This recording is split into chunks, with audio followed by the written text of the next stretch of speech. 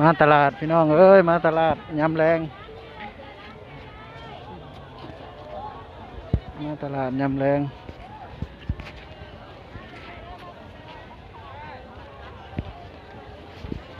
มาตลาดยามแรงมันได้มะม่วงนะ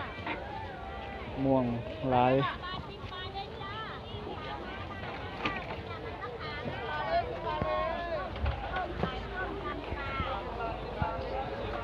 ใบมะขามอ่อนกับนี่พี่น้องเลย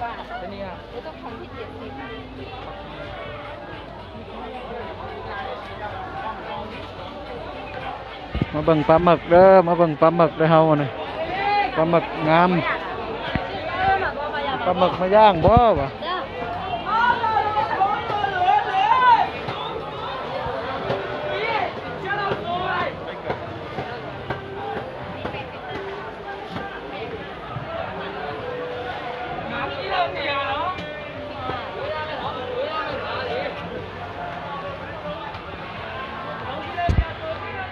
เอากุ้งกับปลาหมึกกับพัดเศษสตอ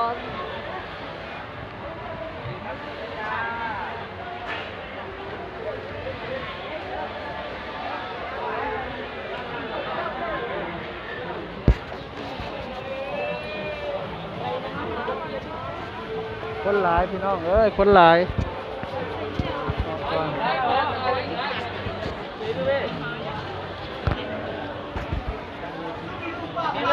หลายคนหลายปลา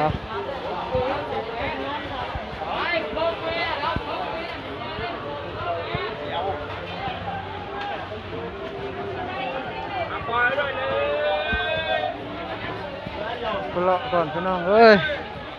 คนหลาย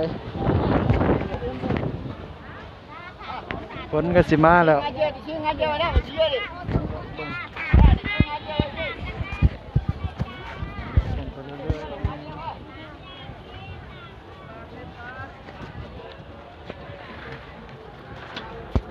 ม่วงก็ตาแซ่บ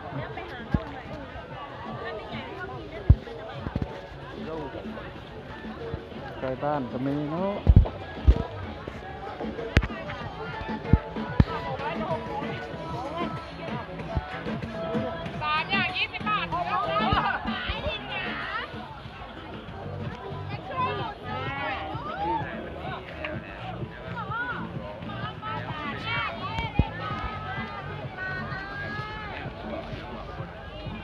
คนหลายคนหลายพี่น้อง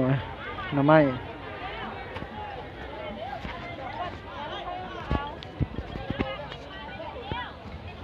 คนหลายทานผสม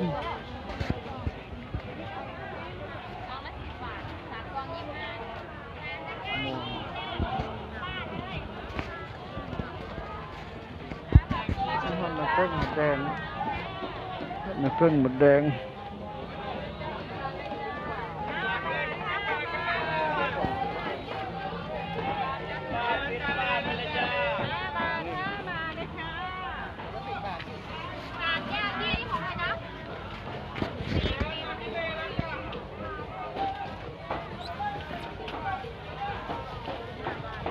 10 บาทกันเลยจ้ะพี่นางถูกแล้วฝากอีก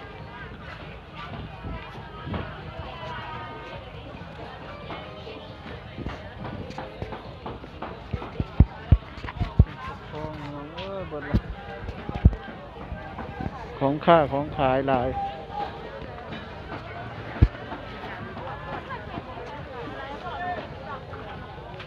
แล้วแนวหมักก่อน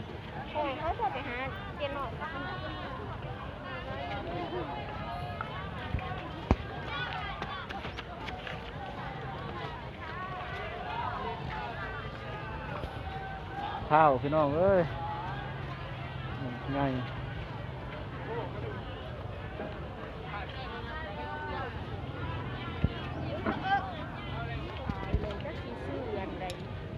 กล้วย30 บาทขึ้นมาหน่อย